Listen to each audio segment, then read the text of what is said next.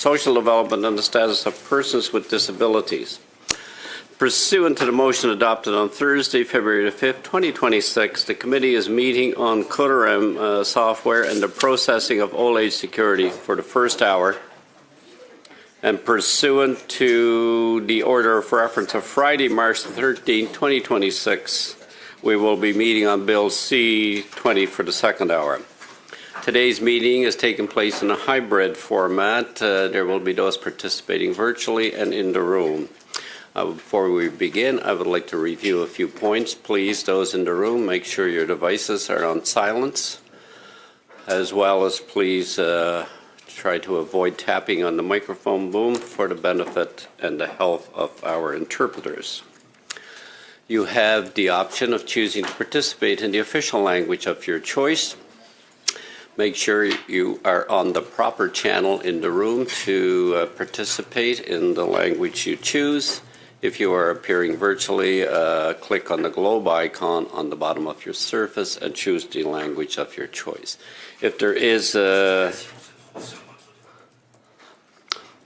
those are silencing devices. Please, and wait until, direct all questions through the chair. Wait until I recognize you by name before you participate.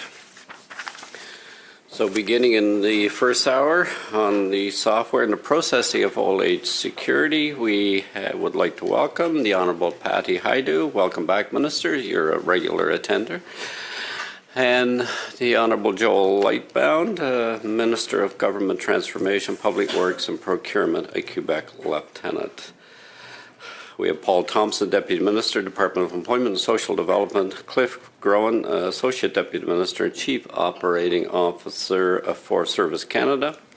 From the Department of Public Works Service and Government Service, we have Ariane Reza, Deputy Minister, and Joelle Paquette, Associate Assistant Deputy Minister, Procurement Branch.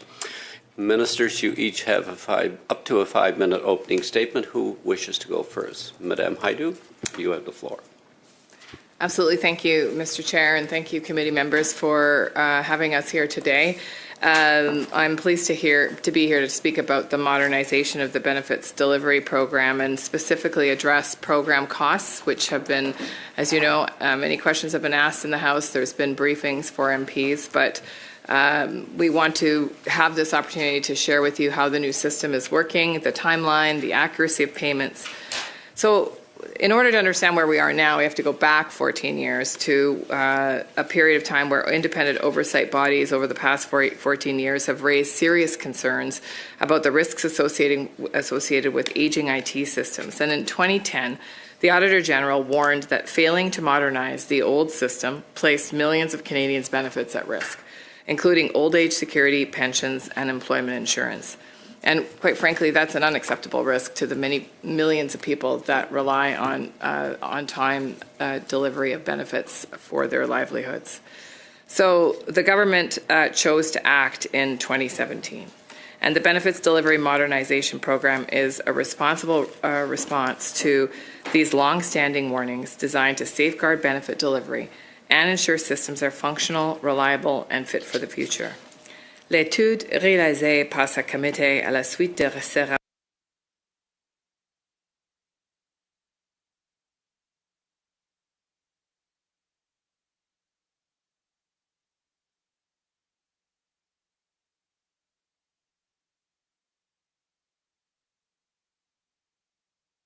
work in 2017, OAS benefits were still delivered on a 60-year-old legacy system that were practically the age of the clients that were being served. The systems that delivering Canada's major benefit programs are outdated and they're increasingly difficult to maintain. Over the last 10 years, it's cost more than $1 billion to keep them running, and with every passing year, its maintenance becomes more expensive and more risky. This is simply not sustainable. Le programme de modernisation de versement des prestations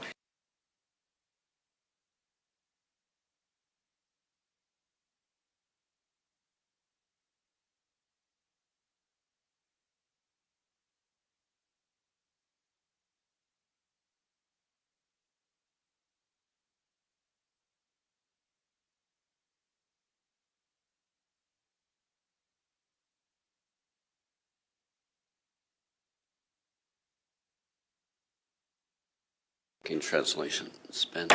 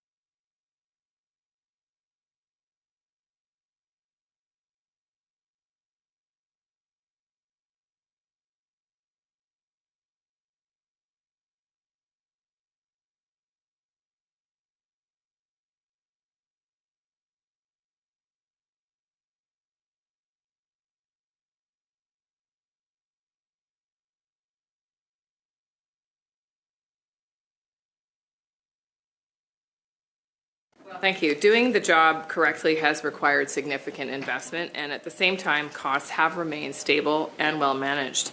Between 2017 and December 31st, 2025, the government spent $1.8 billion on this program. And the recently completed Old Age Security on Benefits Delivery Modernization project was delivered as planned and under budget. As with any project of this scale, estimates evolve as the work progresses, and our focus has been managing these costs carefully while continuing to deliver benefits to Canadians. L'estimation à long terme du programme établie à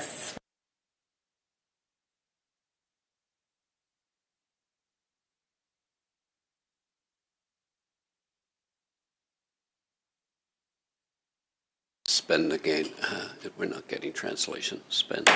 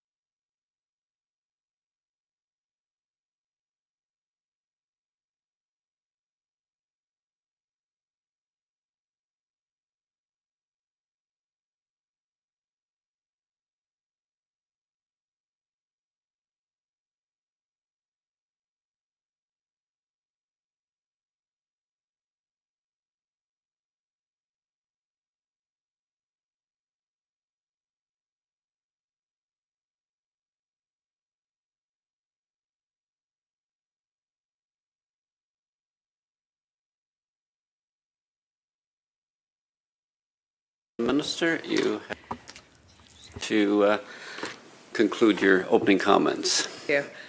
L'estimation à long terme du programme. So the long-term estimate, cost estimate, is $6.6 billion, and that covers, at present, all 4 major projects through 2031, and the complete migration and transformation of all services for OAS, employment insurance, and Canada Pension Plan benefits being modernized, with all the call centres modernized as well, being 14 centres. Could not have possibly been known at the outset. Other jurisdictions that went through modernization programs, such as the United Kingdom and Australia, have experienced higher costs than what was initially estimated at the outset, in some cases to the tune of 600% more. This demonstrates the difficulty of modernizing legacy systems that are critical to the vulnerable people who rely on them.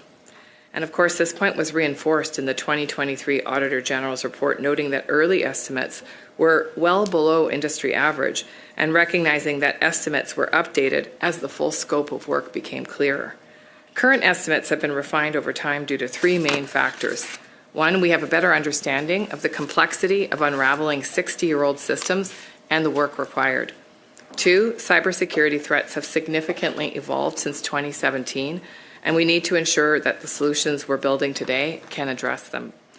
3, the scope of the program has expanded. For example, in 2017, the migration of the 14 different call centres was not part of the original scope. En ce qui concerne la nouvelle plateforme. Now about the new platform. CURAM is one of the most widely used systems around the world for delivering social benefit programs. Is designed specifically for complex benefit delivery and supports 970 social programs in 12 countries. Our procurement strategy is competitive, and it follows both Treasury Board and PSPC guidelines. Expertise in cybersecurity and data architecture is scarce, and no organization, public or private, can complete a program like this alone. It must be a partnership. Every contract includes clear deliverables, financial caps, and phased work. All contracts are competitively awarded and proactively disclosed in accordance with the rules in place. Nous faisons preuve d'une transparence complète. We are fully transparent, we follow standard practices, and the Benefit Delivery Modernization Program is subject to rigorous oversight by central agencies and the Auditor General. Address the concerns that some people have noted about payment delays. And I know that for seniors, this is challenging and it's not acceptable. As of last month, the new system had issued 89.6 million payments to more than 7.7 million clients, a value of $84.7 billion in benefits. Some seniors who are applying for the first time to OAS have waited longer than they should, but these delays were not related to a system-wide issue. The new system is, in fact, reducing backlogs and new applications more efficiently than the legacy system, and it's improving our ability to prevent fraud and detect errors. Monsieur le Président, la nouvelle plateforme fonctionne. Mr. Chair, the new platform is working. This transformation has been undertaken in a responsible and transparent manner in a series of well-planned and prudent phases within the appropriate budget. Thank you. Minister Lightbound for 5 minutes. Yes, thank you, Mr. Chair, members of the committee. Thank you for having me for the first time here at the Standing Committee on Human Resources, Skills and Social Development and the Status of Persons with Disabilities. Je suis heureux d'être ici pour parler d'un enjeu. I'm pleased to be here to discuss an issue that has an effect on thousands of Quebecers and Canadians, the ability of the state to deliver in a reliable way the benefits that citizens depend on. At the heart of this initiative, there is a fundamental responsibility of the state. Every month, elderly people, workers, and families depend on programs such as old age security, employment insurance, and the Canada Pension Plan. These are hundreds of millions of dollars provided to Canadians every year, and it's important that the system work. So here's where things are. A good part of these programs still depend on legacy systems that go back 50 years, systems that were adapted and patched, but that are now reaching the limit of their useful life. more complex they are and become, the more it costs to keep them up and running, and the higher the risk of error, risk such as Minister Hadju pointed out in 2010 by the Auditor General, speaking of their systems being at risk of failing in a world where Canadians expect timely, digitalized, and reliable processing. This is not acceptable. So Public Services and Procurement Canada, with the Shared Services Canada, and has worked to transform these systems in depth, replacing the legacy systems by a modern, safe, and secure system that can evolve going forward. And we're doing this in a rigorous manner. The role of my department, the SPC, is clear to ensure that this works transparently and is well managed. In 2021, following an open bid, 120-point contract was allotted to IBM, and in all, 4 providers were kept on the books to ensure competitivity and proper management. Now, since 2025, OAS is working on the new system. It's been migrated, showing that we're moving ahead. This type of modernization does not take place overnight, however. It's complex work that has to be carried out in a phased manner to avoid any interruption of delivery.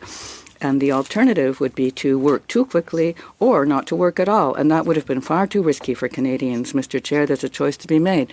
If we continue to invest in more systems that are more and more fragile, that were built for another age, as my colleague said, this is was a 60-year-old system, or we take responsible decisions to modernize the state's ability to meet its requirements. We chose to modernize with a disciplined approach, with transparency, and with a clear goal, having Canadians be able to count on their benefit payments today and into the future. Thank you, Mr. Chair.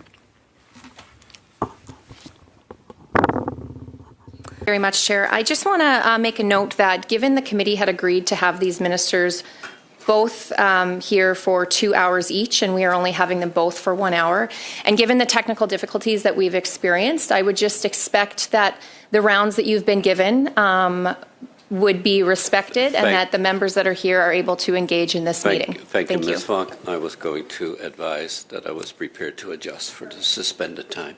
Yep, thank you. We'll begin the 6-minute round with Ms. Roberts for 6 minutes. Thank you very much, Chair, and thank you to the ministers and the staff for joining us. So my first question is to Minister Hadju. Canadians are reporting significant delays and disruption in receiving their old age security and GIS benefits, and frontline staff are reportedly working long hours just to keep the system running. Can you tell us how many seniors have been affected so far, whether that number is expected to increase, and how many employees are currently working overtime to fix these issues along with the cost to taxpayers? Well, thank you very much. And as I've said in the House a number of times, in fact, well over 7.7 million seniors now have been migrated to the new system and are receiving their benefits on time and without any delay or any complication. There are a number of new applicants, largely, that have submitted mainly by paper, who have seen delays in receiving the commencement of their benefits. We have been working through that delay for those affected seniors, and we're seeing significant progress in reducing the number of people waiting. So the last number that we received was that there are 69,000 cases still past due. Is that accurate? It's 63,000 now. It's 63,000. So can you tell the people, the seniors that are listening today, how quickly they will be receiving their funds given the cost of living? And one of the seniors brought to my attention that she had to go to her family to borrow some money because of this delay and is very embarrassed to do it, so she decided to go to the food bank. Can you explain to the seniors why this system has not worked efficiently for them?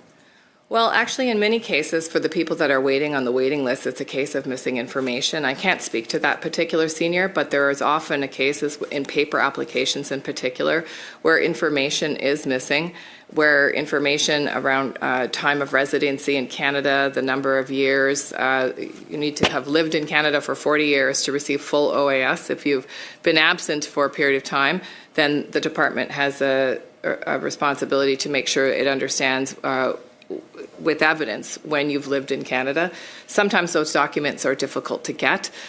Each case is different, and of course I'm not implying that that's the case for this particular senior, but that's why we have the support line and the rapid access to supports through ESDC for any urgent cases, because of course if someone is relying on OAS, not everybody does, but if someone is relying on OAS, they need to get that immediately. So I'm glad you brought that up, because one of the delays, again, I'm sure a lot of seniors aren't comfortable with the modernization.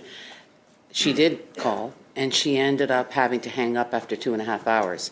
So I guess let's go back one step. A lot of staff and employees of that department are concerned about their mental health because of the overtime.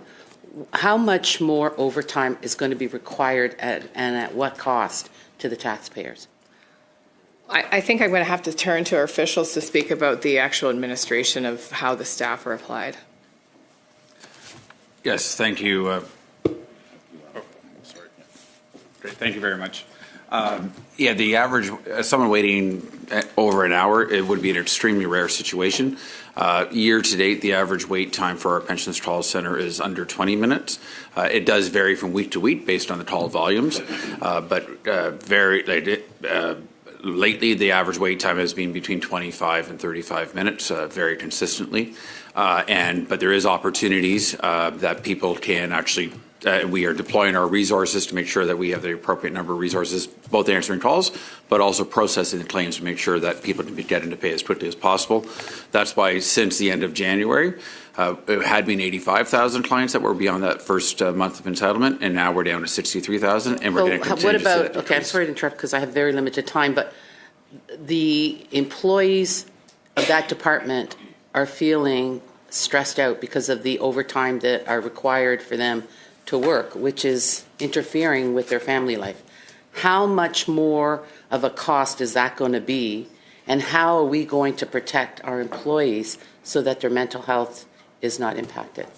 Although we have maximized overtime in all employees who help support. So while we are maximizing the use of overtime, and all employees who are supporting the delivery of OAS can work overtime, they are not required to do so. So if someone chooses to only work their regular full-time hours, there is no obligation for them to work beyond the hours that they are able to. So what is the cost? What is that? What do you anticipate the cost will be upon completion of this program? Completely under budget. Overtime. So I'm assuming that the $6.6 billion does not incorporate the overtime that will be expected to be paid. What do we anticipate? How much more billions of dollars are we going to expect the taxpayers to pay because of the overtime? Clarify what the 6.6 billion. So the $6.6 billion reference related to the total projected estimate for the benefit delivery modernization program is for the overall project, as the minister highlighted, to deliver all those. So it won't exceed $6.6 million until 2030, I believe, is the completion date. We're going to stick to $6.6 billion and no more until 2030. Yeah, the current estimate is up to, and it is an estimate, and a rough order of magnitude estimate, $6.6 billion in delivering the old age secure. So that's an estimate. I'm sorry to interrupt, but that's an estimate. So if we continue to have these backlogs, we're going to continue to ask our team to help us out and correct these issues so seniors don't wait. How much more are we anticipating? So to deliver the old age security program, we actually came under budget. 6% under budget than had been forecasted, and therefore we are confident that we will continue to remain under budget overall for the delivery. The delivery of benefits in the overtime. To Ms. Roberts, Madame Koutrakos, pour 6 minutes.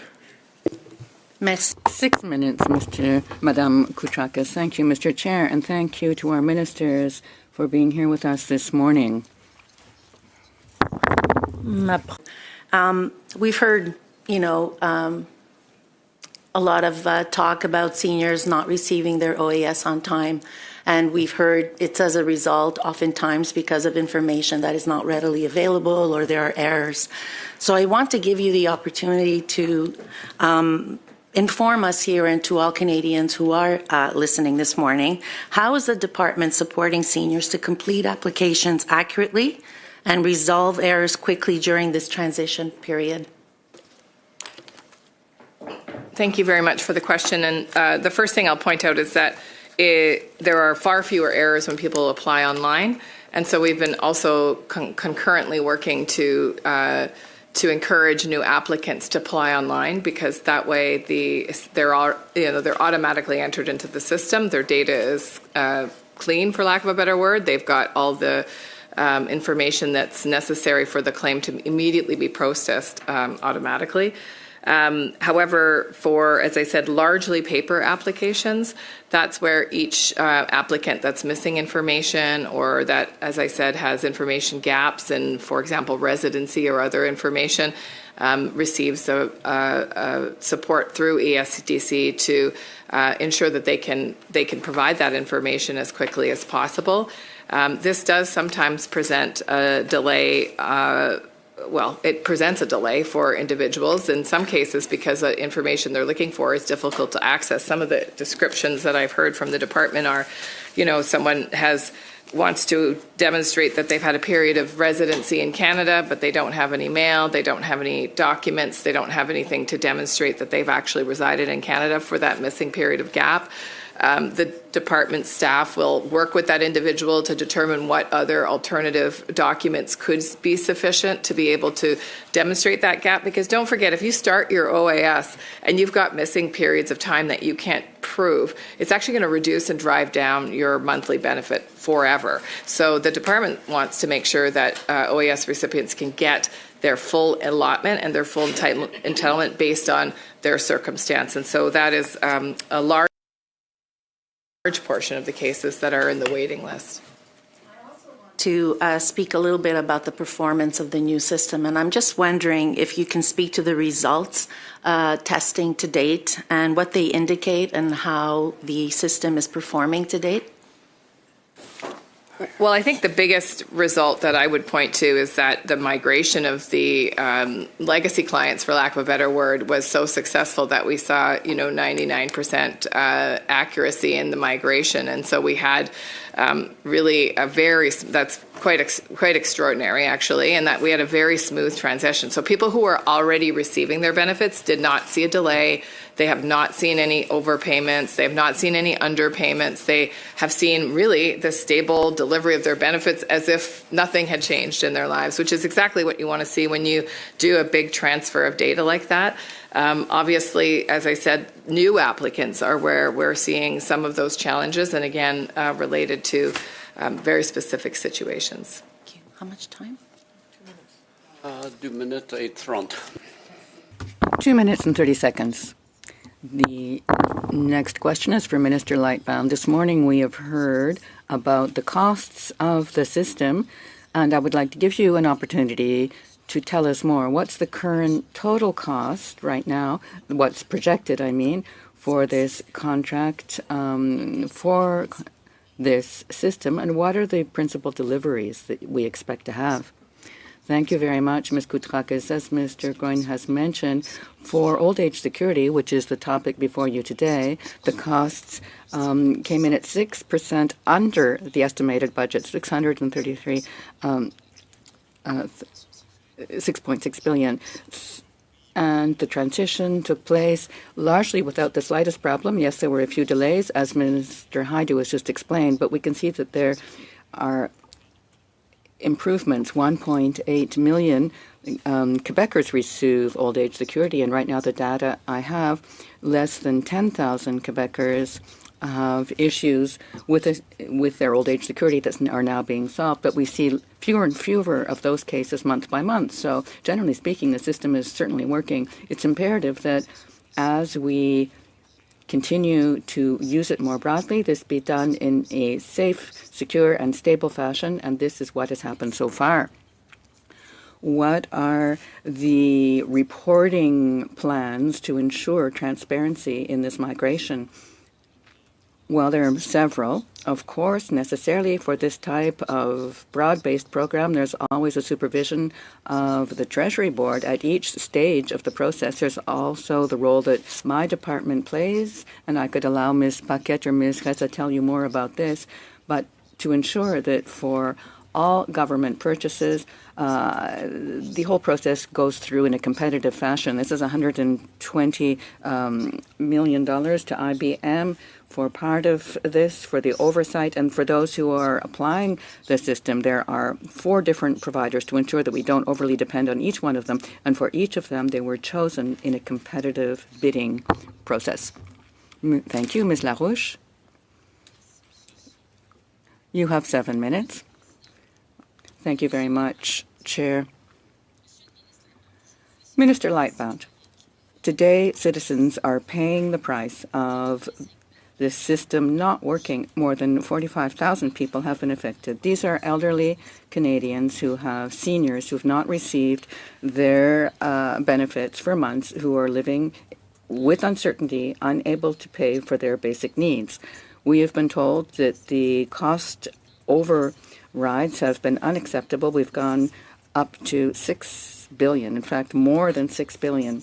So what do you have to say to the citizens who are living with these consequences of the poor application of the system and the cost overruns and so forth?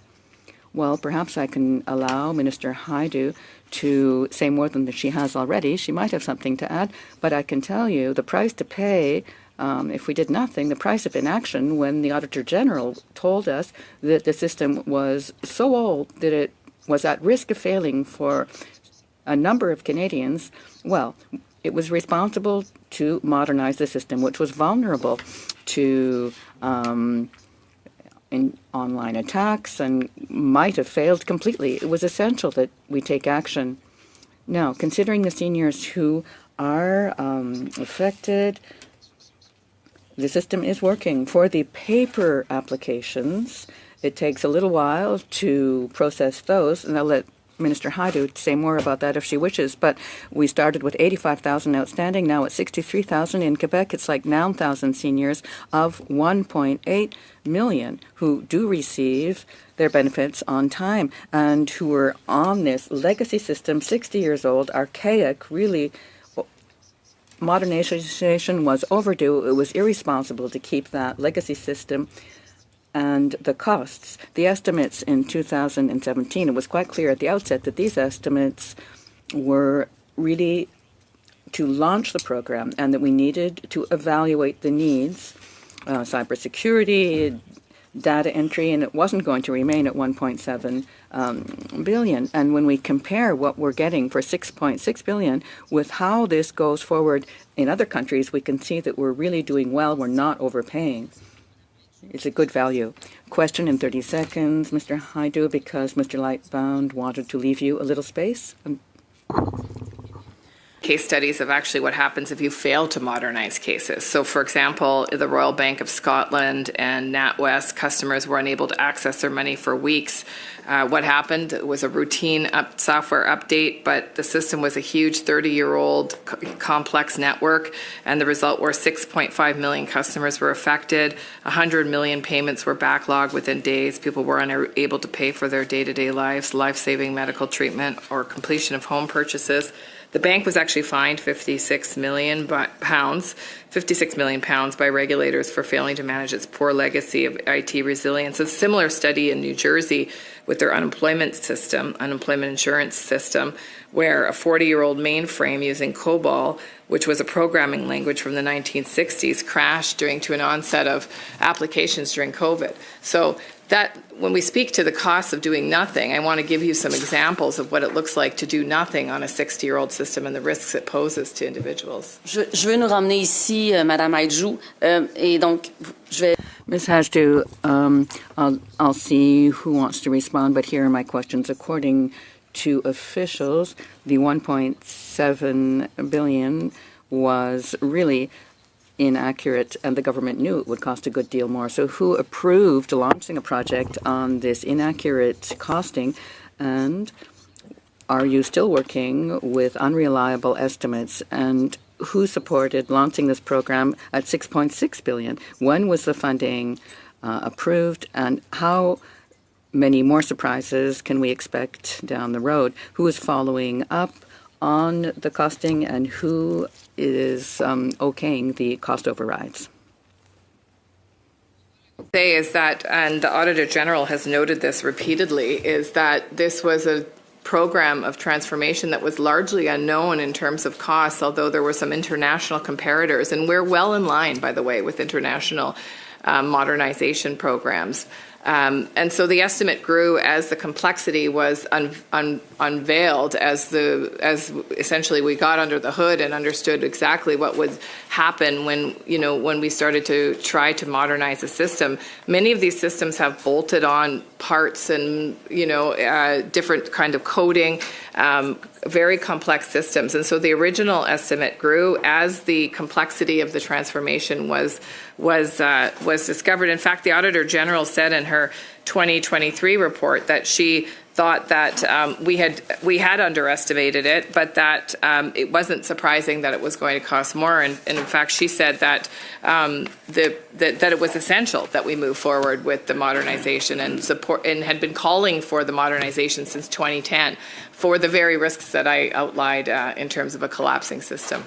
Parfait. Alors, je demande maintenant, Very well, then I call for, over the next couple of weeks, a list of the contracts that have gone through, a detailed explanation of each contract, the actual cost of each contract, how much you thought it would cost, and the total cost of all contracts that have been granted under this program with the overruns. And I would like the Minister to provide us with this within 2 weeks. Thank you very much. To the committee. Merci, Madame Laroche. Monsieur Lefebvre. Thank you, Ms. Laroche.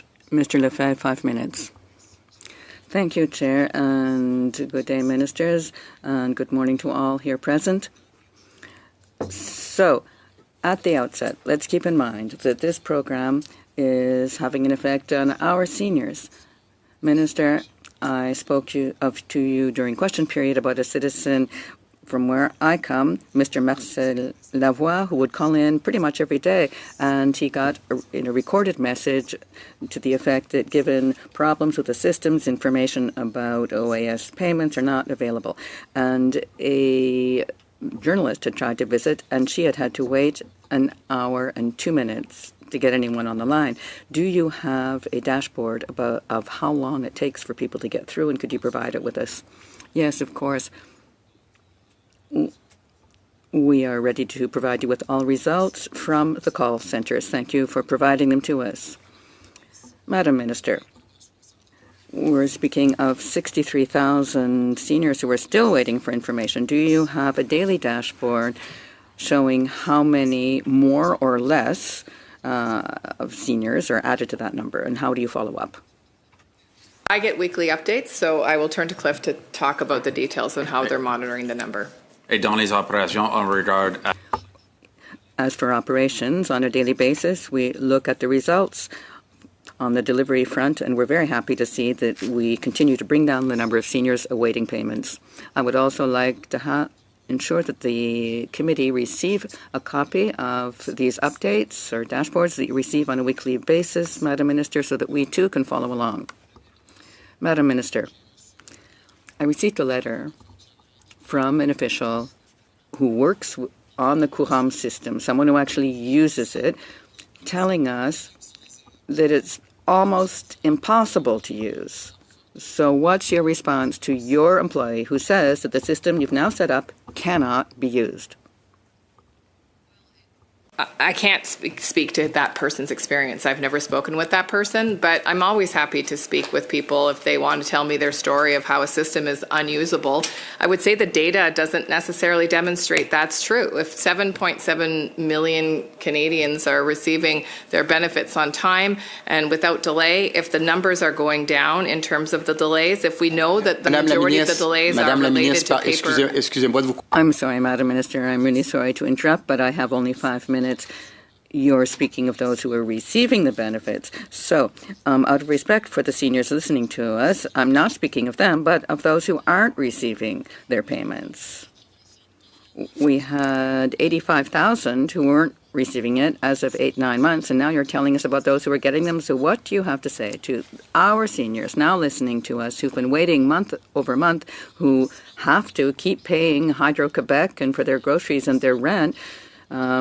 they can't put off grocery shopping. What do you have to say to them?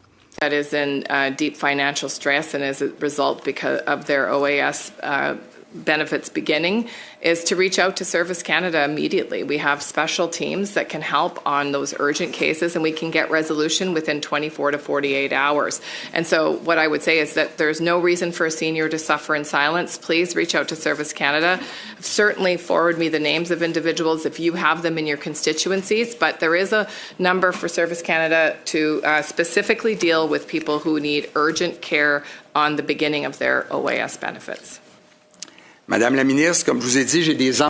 Madam Minister, as I've said, I have employees of yours writing me to say it's not working. I've got a question for you. I offer you the opportunity to go and meet your own employees who are using the CUHAM system. Let's go together and let's put questions to them so that together we can see where it's not working. Do you accept my invitation to go meet your own employees with me?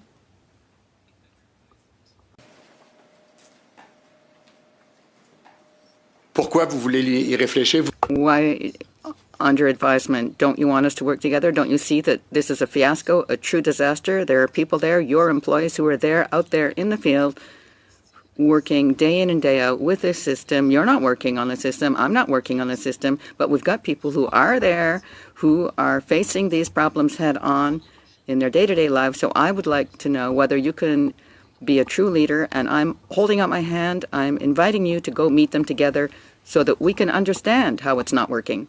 With employees of Service Canada and ESDC, and I'm always happy to meet with people on the front line. But what I won't do is turn it into a partisan circus. So I will do that as a minister in my responsibilities and with the department. Monsieur Joseph for 5. Mr. Joseph for 5 minutes.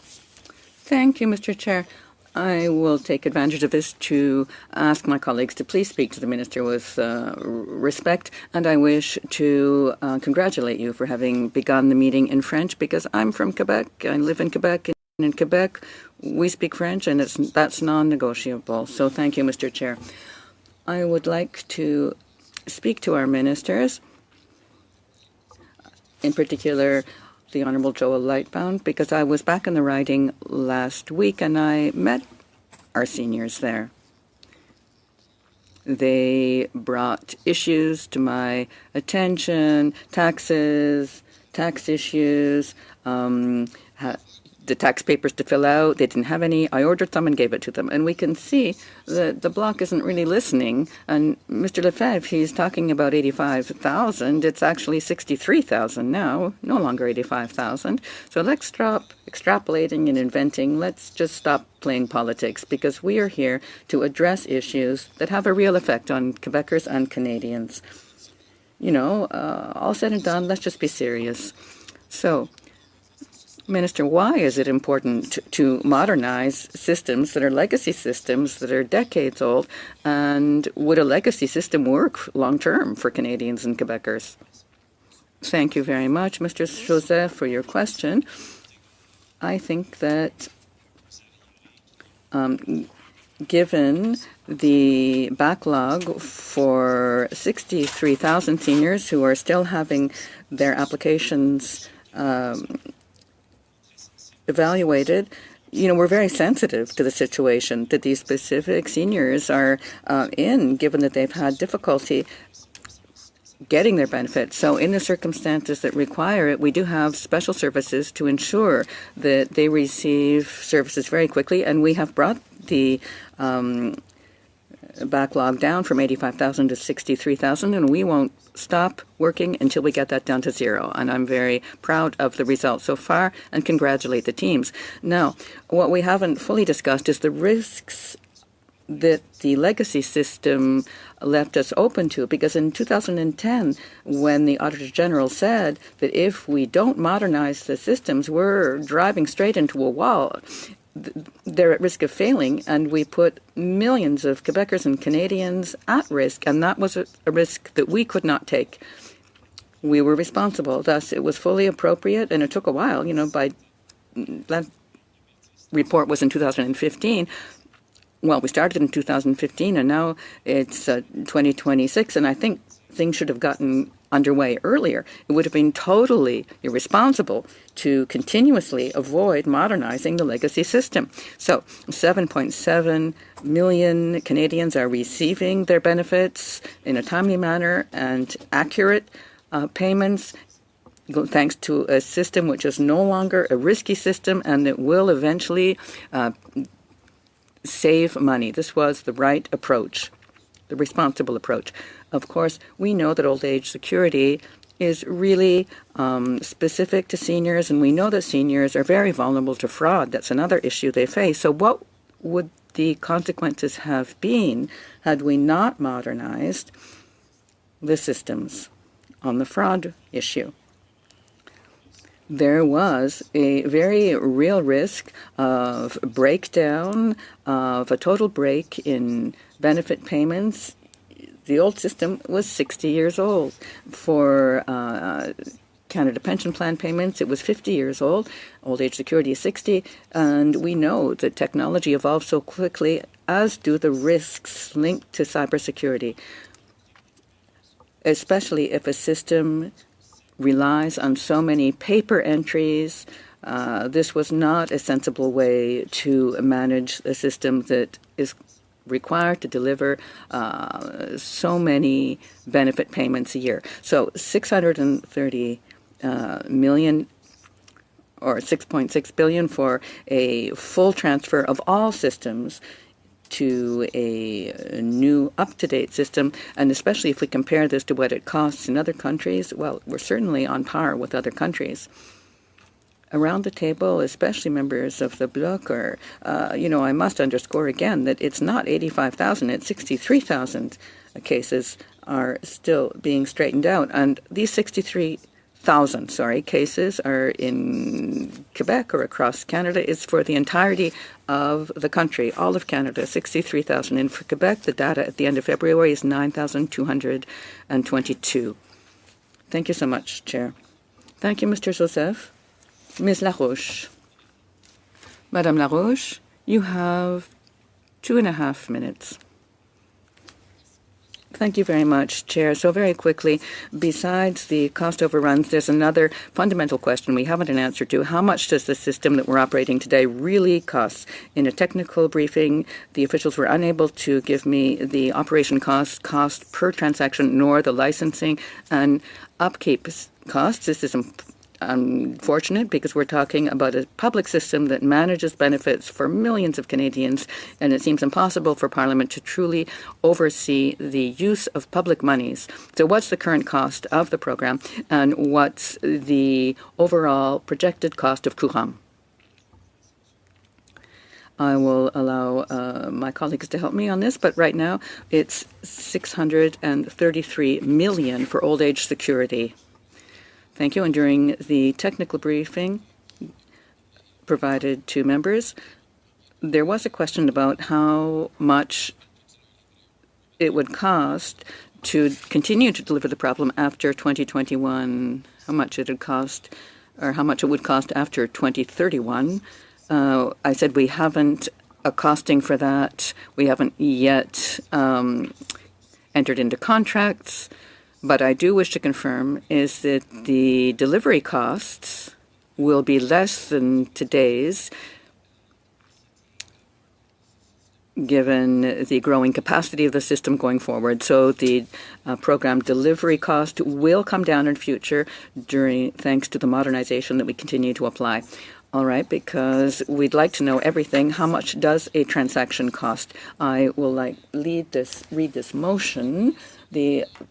The breakdown of costs, the annual cost for training, licensing, software, the cost of cloud hosting and upkeep. I ask that our committee have access to your departments, the Minister of Jobs and Family, the Minister of Government Transformation, Public Works and Procurement, and the Prime Minister's Office to provide within 30 days all information, all documents, emails, letters, reports related to the delivery of services through the new system, and that any information that's private, of course, be removed from the information that is provided to the committee by the 10th of April, 11 in the morning, in writing. Please respond in writing as well. We do not have that in writing. We do not have that in writing, but it is. Okay, I'm going to have to suspend to consider the motion of Madame LaRouche because we did not have it. It's not in writing. The clerk does not have it. We'll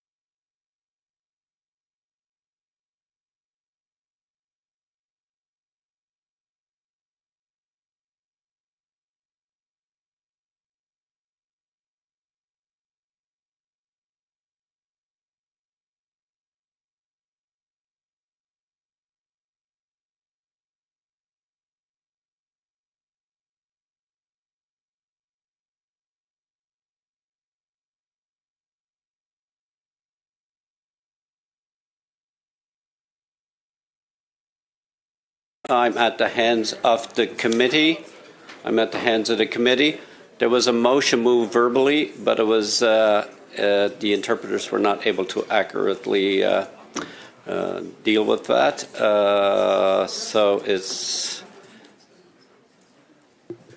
Ms. Katrakis? Mr. Chair, given that we haven't seen the text and it was rather quickly read into the record, and I'm pretty certain that the interpreters did not have the opportunity to complete their translation as required, I would ask for adjournment to adjourn debate on this motion. Okay, we have a motion to adjourn debate on the motion. That vote on the motion of adjournment on the motion. Clerk, you're voting to adjourn the debate on the motion of Madame LaRouche. Madame Koutrakis. Oui. Madame Desrochers. Oui. Ms. Church. Oui. Monsieur Joseph. Oui. Ms. Roberts. Abstain. Ms. Goodridge. I'll abstain. Mr. Reynolds. Abstain. Ms. Falk. Madame LaRouche.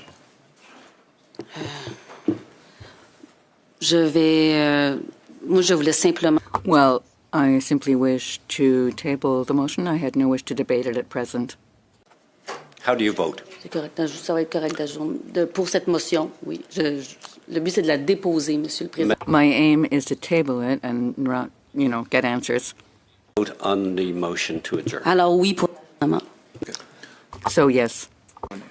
Yes, the debate on the motion has been adjourned. We'll now resume to the speaking order. And thank you, Madame LaRouche. We'll now go to Madame Goodridge for 5 minutes. Merci. 5 minutes, Mr. Goodrich.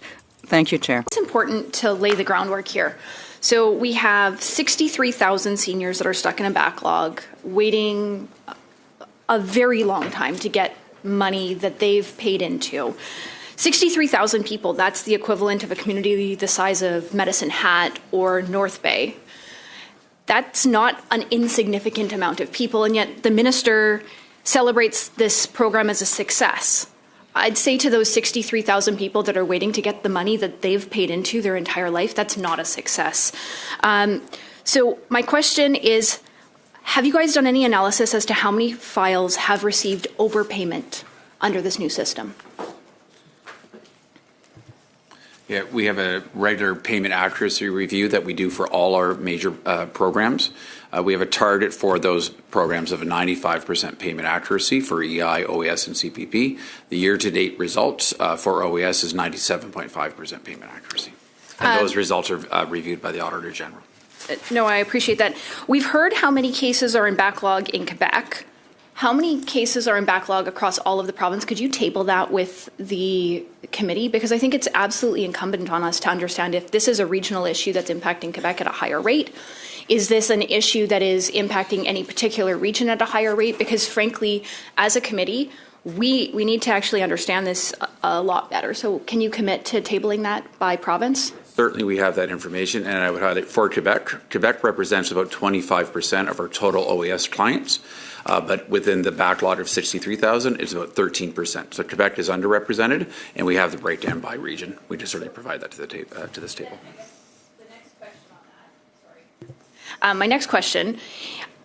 I'm a rural member of Parliament. I have lots of people in my riding that have very limited, if any, access to internet.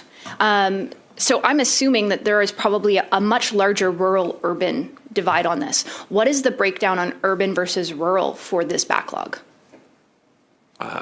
I don't see if we have that type of information. I have not seen that specific information. However, we do have lots of ways that clients can apply for the program, including in our over 300 offices across the country, which are within 50 kilometres of over 95% of Canadians. Well, I will say in my riding, that's not really the case, because if you're in Fort Chipewyan, you actually have to get on a prop plane and get to Fort McMurray if you want to be able to apply in person at Service Canada. If you're in Cold Lake, even though it's a military base, even though this is a massive Government of Canada employer, you actually have to drive to St. Paul, which is an hour and a half away to be able to get service. So there are lots of places in rural Canada that are very underserved by Service Canada, and those are the communities that have the least access to internet.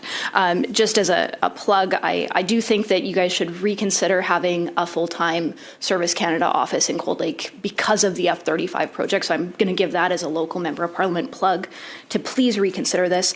But one of the other pieces on this is, have you guys done an analysis as to how many of the people in the backlog are First Nations versus and living on First Nations reserves? So we do not collect Indian status related to OAS applications. It's not part of regarding your eligibility, so that is not information that we presently have. Well, I'm more going off of if they live on reserve, you probably have those postal codes, and that should be able to be pulled out just to see if there is an overrepresentation of people from a variety of different backgrounds, just to see what the space is. Where's the problem? Well, actually, I really appreciate that question as the former Minister of Indigenous Services, and although we will try to get you the data that we're able to get, I can tell you that in general, what I have seen over my time is that Indigenous First Nations people often are not receiving the benefits to which they're entitled. For example, Canada Child Benefit, if you don't claim taxes, if you don't file your tax return, you won't get the benefits that you're entitled to. And in the past, and I know ESTC has actually partnered with Indigenous Services Canada to have clinics on First Nation to make sure that people understand what their rights are, how to access those benefits. And in my own riding, it's always a very exciting day when we're able to help a constituent receive something like, in one case, $40,000 in back pay on Canada Child Benefit. Changes lives. I appreciate that. And then really quickly, you guys mentioned the fact that many of these people that are stuck in this backlog are because you're waiting for more information because they might have lived elsewhere. But I know for the case of Monsieur Martial Lavoie that my colleague, Monsieur Lefebvre, helped, he's a Quebecer that's lived in Quebec his entire life. So That's not the case for him. Other people that I've talked to that my office has helped deal with these issues, they were Albertans that had lived in Alberta their entire life. So how many of that backlog are people that you're waiting on information, and how many of the backlog are people that are literally just stuck in the backlog because you guys didn't staff it up adequately when you guys did the transfer over? Well, there's a lot of assumptions in that question, but what I will say is that missing information and missing documentation are, by and large, the reason why people's benefit commencement is delayed.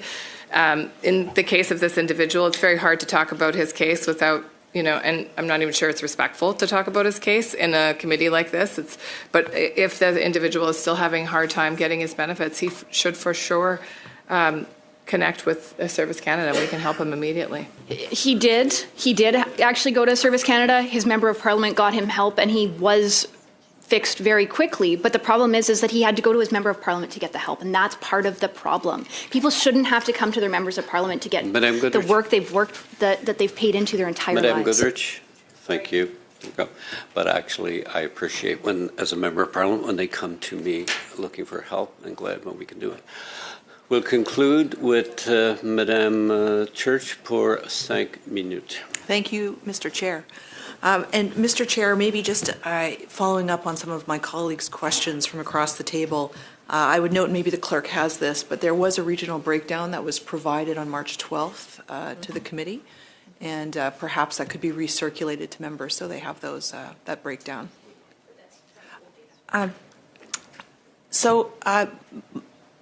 Ministers, thank you for appearing today. One of the questions that I wanted to follow up on and give you maybe a chance to expand on, we have heard from you of the dangers of the old system, of a 60-year-old system that was far past its prime. We've heard the warnings of the Auditor General about continuing with that system. What are the benefits to Canadians of the new system and the accessibility that it offers? Well, from my perspective, the benefits is the reliability of the system. I mean, I gave you some really high-profile international examples of what happens when legacy systems aren't updated. And in fact, that was the warning that the Auditor General gave the Harper Conservatives in 2010. Nothing was done. I'm glad they care about seniors now, but at that time, clearly, there was less care about the regular stability of income payment to seniors at that time.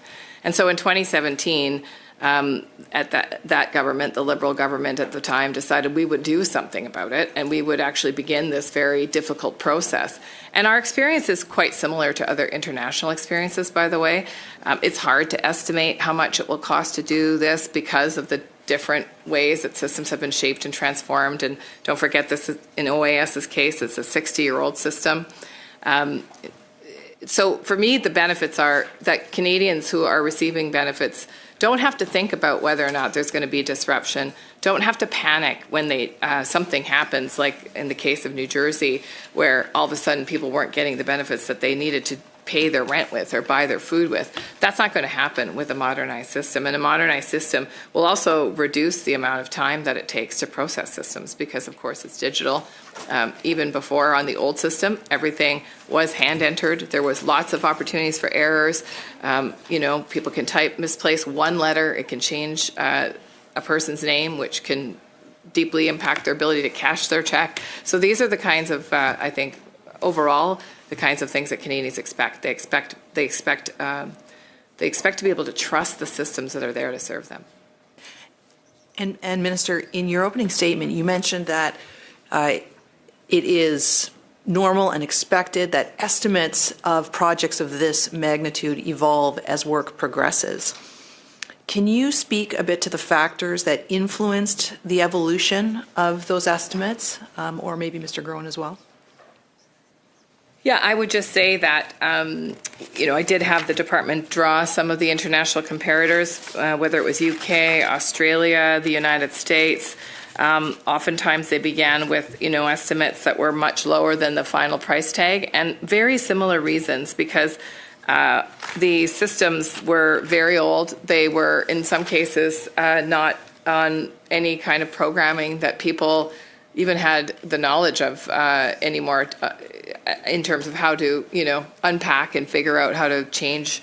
And so we took a very conservative approach at the beginning. In fact, the Auditor General noted that. She thought that we had underestimated, but she also said that that was reasonable because we didn't really know what we were getting into. And so as we unpacked the legacy systems and understood what it was going to take to transform these systems, the estimates and the approvals, the estimate approvals went up based on a regular flow of information between ESDC, procurement, and other partners. Do you want to add to that? Yeah, and if I may, the three main reasons for the evolution of costs. One is cybersecurity. The cybersecurity reality in 2017 is not the same as it is in 2026. These are crown jewels of the Government of Canada. We pay out billions and billions of dollars. We are constantly under cyber attack, so we've had to up our game related to the protections for cybersecurity to reflect the reality of 2026.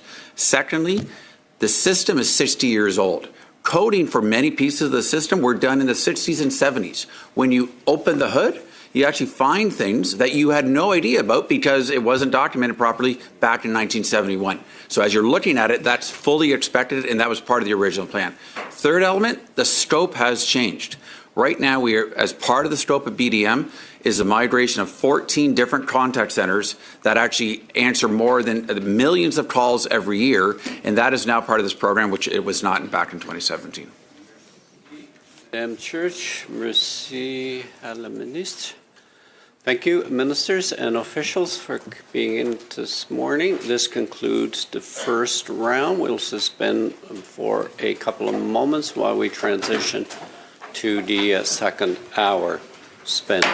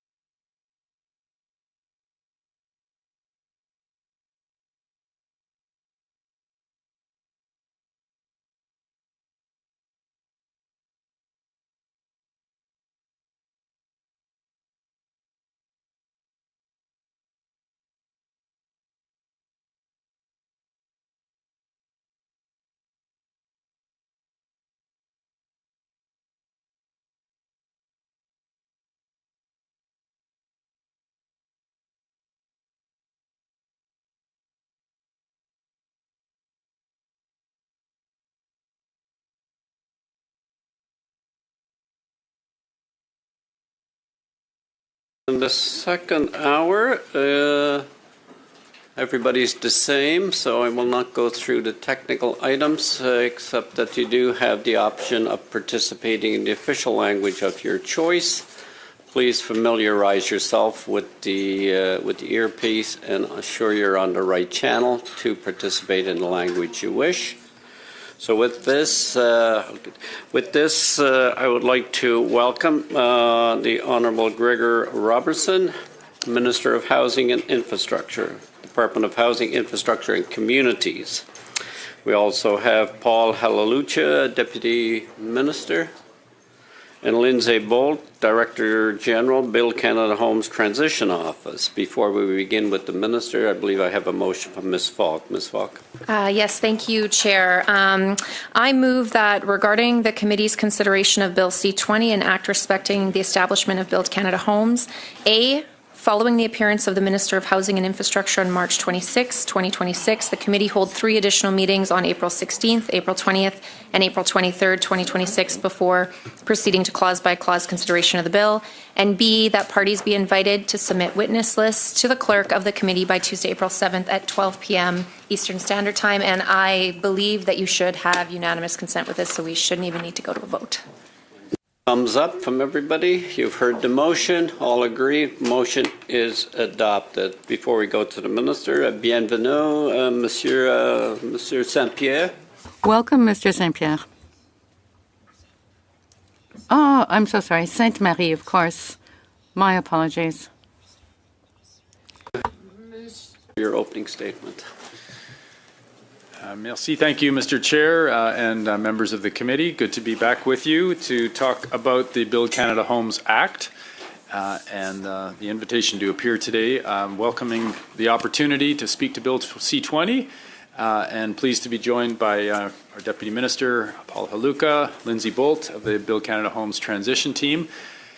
This new Crown Corporation would be a key tool in our toolbox to tackle the affordable housing crisis and deliver on the government's plan to build more homes faster for Canadians who need it the most. Avec la création de Maison Canada comme bâtisseur. With the creation of Build Canada Homes as the ongoing builder of affordable homes, this is a step forward to solve Canada's way at Build Canada Homes is helping to initiate a new phase of transformative growth out in Canada's home building sector. The legislation being discussed today, it will provide BCH, Build Canada Homes, with the flexibility and the authority to continue this work, to build more affordable housing for Canadians, and to spur a more innovative and productive home building industry. En donnant à Maison Canada les moyens de bâtir des logements abordables. By providing Build Canada Homes with the means to build affordable homes, our government is acting to counter the crisis in housing. We need to drastically increase housing supply of all types, from supportive housing that gets people off of the streets and out of encampments to missing middle income housing that can meet the needs of young Canadians and growing families. And while the housing crisis has been several decades in the making, with a chronic underfunding of non-market and affordable housing, purpose-built rental, and a lack of scaled innovation from the industry, housing continues to be one of the primary concerns when it comes to affordability. Excuse me. Federal efforts have been spread across multiple departments, agencies, and programs on affordable housing. And while we've seen some positive results through programs like the Housing Accelerator Fund, the Affordable Housing Fund, and Apartment Construction Loan Program, this program-by-program approach has not fully maximized the impact. As a lean, purpose-built organization, this legislation fully grants Build Canada Homes the ability to provide partners with a flexible mix of financial tools, including grants, low-interest loans, loan guarantees, and equity investments. It'll also give Build Canada Homes the ability to acquire and develop property and to build housing on public land. This new approach will allow us to accelerate construction timelines, to improve productivity in the industry, and to support a more innovative home building sector. With the initial investment of $13 billion, Build Canada Homes is a key part of the federal government's commitment to accelerate housing construction, to restore housing affordability, and reduce homelessness. Build Canada Homes will have the operational independence that it needs to get shovels in the ground and to crowd in private capital while remaining accountable to Parliament. As a Crown Corporation, it will have the oversight powers and functions it needs to deliver on its mandate as an affordable housing builder, and it is designed to act as a developer, financier, and convener as well to accelerate the construction of affordable housing. Build Canada Homes will be equipped with the tools and authorities to take a leading role in the planning, development, and construction of housing on public lands. The Act enables the transfer of land holdings and other key elements of the Canada Lands Company Limited and to Build Canada Homes to streamline and consolidate federal efforts to develop the housing on public lands all under one roof. Recognizing that Canada's housing crisis cannot be solved by any one player alone, as a Crown Corporation, Build Canada Homes will have the autonomy and authority to bring all partners to the table, including all levels of government, First Nations, and Indigenous communities, industry, private and nonprofit actors, and organizations to accelerate the delivery of safe, affordable homes. The work is not just about housing people. This is work that also drives the larger economy, as Build Canada Homes will be a champion and driver of the Buy Canadian policy, prioritizing projects that use Canadian materials, strengthening domestic industries, and creating good jobs all along the home building supply chain. Maison Canada investit dans les technologies nécessaires. Build Canada Homes is investing in the technology needed to build more quickly, respecting the environment and long-term, also creating good jobs across the country. Future that Canadians deserve. Let's give ourselves the tools that we need to succeed, and let's build. Merci à tous, and I look forward to your questions. Minister, we'll begin quickly with Mr. Aitchison for 6 minutes. Thank you, Mr. Chair, and thank you, Minister, for being here. Minister, I've got a couple of very quick questions here. Would you agree that the majority of housing in this country is actually built by the private sector, so like 80 to 85% is actually market housing? Through the chair, the private sector is instrumental in building housing, and that's why they are critical partners in the Build Canada Homes approach. They will be building effectively. Yeah, it's not what I asked. I asked if you would agree that it's 80 or 85% of the market is market housing, not that the housing Build Canada Homes will be involved. But it's actually higher than that in Canada. We have about 4% non-market housing, which is down from about 10% 30 years ago. Great. Okay, and thank much you. lower than peer countries. You would also probably agree then that non-market housing, like co-ops and supportive housing and deeply affordable units, requires some more direct and probably sustained investment by the public entities like this government, provincial governments, etc. Well, by nature, deeply affordable housing needs to be supported by levels of government, including the federal government. And the challenge we're in with homelessness, the challenge that we're in with a lack of affordable housing is because of decades of underinvestment in non-market housing. And in these times, we do a mix of housing on many projects. There will be a mix of affordability on the same project, and that's how we leverage both below market and middle market Great. housing. So would you say then that of that market housing, more than 85% of the housing stock in this country, would you say that the biggest barrier to getting more of those homes built is a lack of government agencies, or would you say it's actually zoning and regulatory approvals and local charges and fees? Well, the housing market is complex in Canada, and we see lots of different markets depending on the city and province. The federal and provincial governments have critical roles to play in ensuring that housing of non-market housing is available and affordable. Canada has underinvested in that for many years. Yeah, that's great. I specifically asked you about the delays at the local level, and you said it was complex. So let's just leave it at that. We agree it's complex to get permission to build a home in this country. So I'm going to ask you then specifically, what what is your plan? What is your government's plan to reduce the complexity of getting permission to build a home in this country for the market, which we have established is the vast majority of the housing continuum? There are existing approaches to ensure we are getting more housing permitted and approved, which is typically at the local level, in some cases provincial and territorial level. The Housing Accelerator Fund has enabled a significant number of homes being approved at those levels. An example would be last year in 2025, we saw over 300,000 homes permitted. We saw 260,000 roughly building starts. So there are many more units that are permitted, that are in the pipeline, approved at the local level, but the market is not building those homes. We have to stay ahead of that curve, make sure there is always a supply of approved that can be acted upon and built. But certainly all levels of government have a role to play in helping support the market. So just to that then, the CMHC has said we need to build about 500,000 units a year for a sustained period to restore affordability. Clearly, the vast majority of those need to be market homes, if that's the biggest chunk of our market. And you said that Build Canada Homes is to focus specifically on non-market, which is fair. If we're only investing in non-market housing and not reducing the barriers for market housing, how can we ever hope to achieve affordability in market housing? Through the chair, I think we need to do all of the above. And Build Canada Homes is about focusing on affordable housing, starting with non-market housing, starting with deep affordability that's needed with supportive and transitional housing to tackle the challenge we have with homelessness.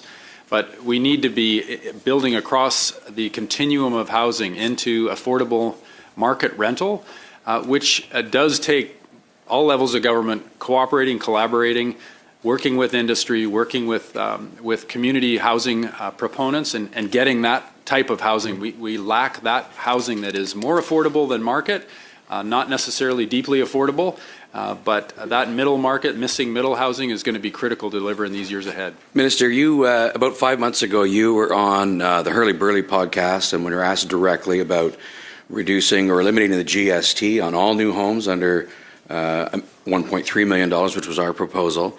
And at the time, you said that was a big, sweeping, what did you call it specifically? A large, sweeping change to make that is kind of risky, and you wanted to see if the other things that you were doing first would work.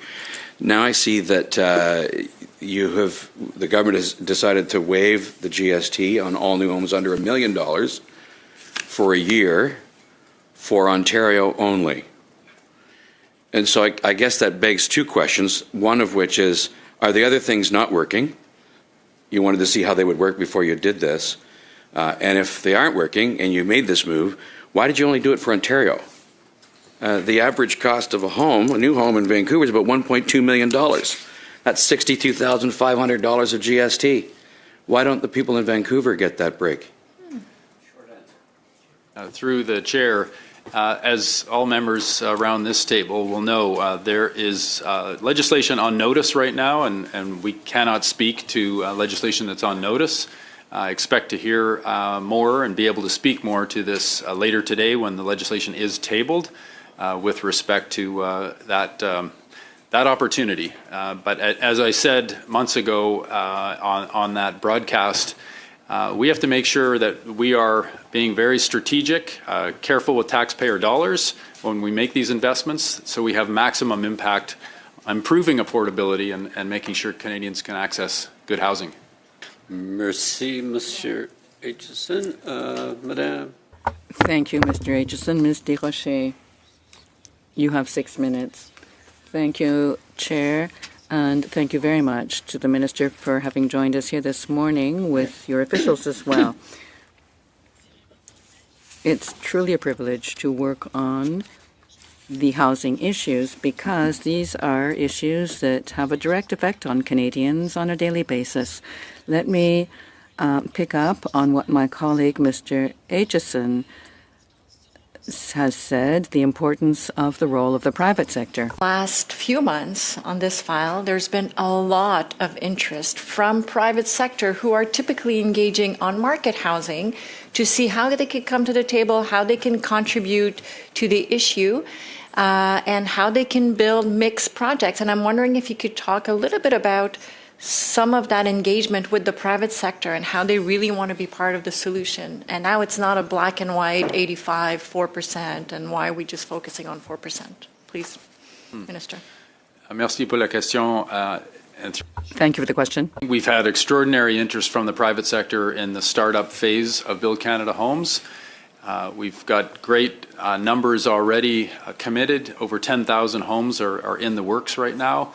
And private sector plays a critical role, as was said earlier, essential in the building piece in particular, and we need to make sure that those private sector actors are right in the center of these partnerships.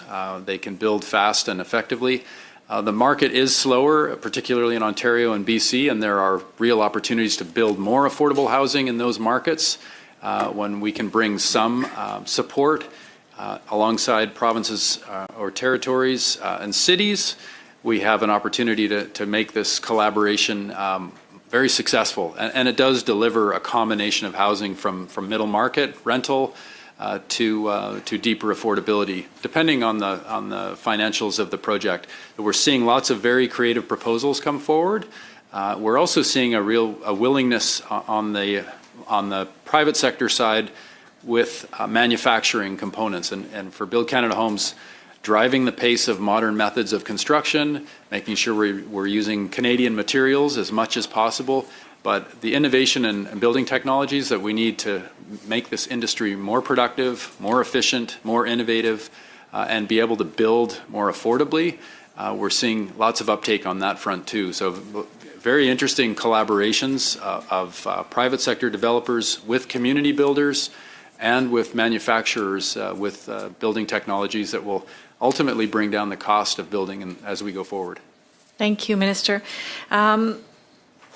Peut-être si on pouvait parler brièvement de... Perhaps we can briefly discuss the cooperation with municipalities and provincial governments. We have seen some interesting agreements announced within the last weeks and months. I'd like to hear you on the ongoing conversation with municipalities and provincial governments, how they're coming to the table to work out solutions in zoning, in permitting timelines, and the programs being put forward, such as in building strong communities, how they can be used to help ensure that municipalities and provinces come to the table with real undertakings to reduce barriers to construction. Again, thanks for the question. Some amazing partnerships already announced in the first phase of Build Canada Homes work with provinces, territories, and cities, and including the one that we're in here in Ottawa. They are the first city to come forward with a comprehensive approach to accelerating their approvals, their permitting, and increasing the density so that we can build more homes on strategic sites that are adjacent to public transit here in Ottawa. We have a memorandum of understanding with the City of Ottawa that they will accelerate projects, and we will see significant number of homes built here in Ottawa with their cooperation and collaboration. And some of those are on federal lands, so we can move faster. We can go deeper in terms of affordability, given we have that benefit of public lands to work with. We're seeing collaborations. Last week I was in New Brunswick announcing a partnership with the province of New Brunswick, with the Premier. That is 1,200 affordable homes that will be built right across New Brunswick. And the province will work with cities and communities in New Brunswick to make sure they're doing their work, expediting their work to get the homes built. And that's the kind of partnership that we're seeing now from coast to coast to coast. BC, we have 1,100 homes in the first phase of work. 700 of those are supportive and transitional for people who are challenged with homelessness. Nunavut in the north, 750 homes with the government of Nunavut, and Nunavut Tungavut Corporation, which is an affordable housing agency. So really significant first steps. I anticipate a multiple of those with those provinces and cities and many other provinces, territories, and cities coming to the table. Super, thank you. 10 secondes. Oh. 10 seconds. Oh. Here, you talk about rural communities and how we have to build in rural communities as well. I know we don't have time, but maybe when we come back, we can talk about this. Thank Merci, Madame de Rocher. Madame Thank you, Ms. Desrochers. Ms. Laroche, 6 minutes. Thank you, Mr. Chair. Minister, you have created some federal structures that are costing billions of dollars, but how many real social housing units will actually become built in Quebec in the years to come? So with Quebec, we do have an agreement to collaborate together on Build Canada Homes, which is very exciting. There's a real willingness to partner together to build on projects that Quebec brings forward to a collaboration table. We also have $1 billion that is dedicated to housing enabling infrastructure with Quebec, so that we can both contribute on the infrastructure, the water and wastewater infrastructure that unlocks housing development, and the Quebec will bring forward housing projects across the province that we will co-fund. Both federal and Quebec dollars will be invested with a focus on deeper affordability in that initial phase. C'est vraiment une priorité pour des... It's truly a priority for the towns and villages, the municipalities in the Shefford riding, Granby, for example, that is really weighted in to build housing. But many are asking exactly how it's going to work in Quebec going forward. Why create this new structure rather than funding the programs that are actually up and working in Quebec? Merci pour la question. The new structure is all about speed, being able to fund projects faster, more collaboration with different private sector and community builders, and making sure that we're working both with communities and with the provinces and territories collaboratively. We're seeing very strong signs of that right now with Quebec in the agreement that we've reached. There's definitely a strong signal around building in communities of all shapes and sizes, rural communities in Quebec.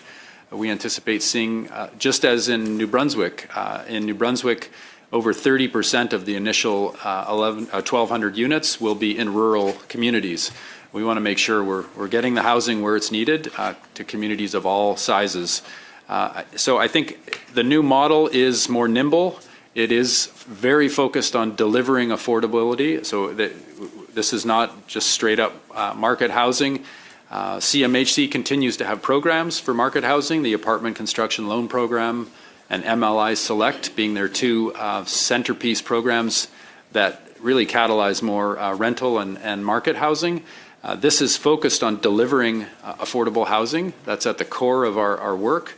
And the way we do that is being more nimble with proposals rather than a prescriptive program.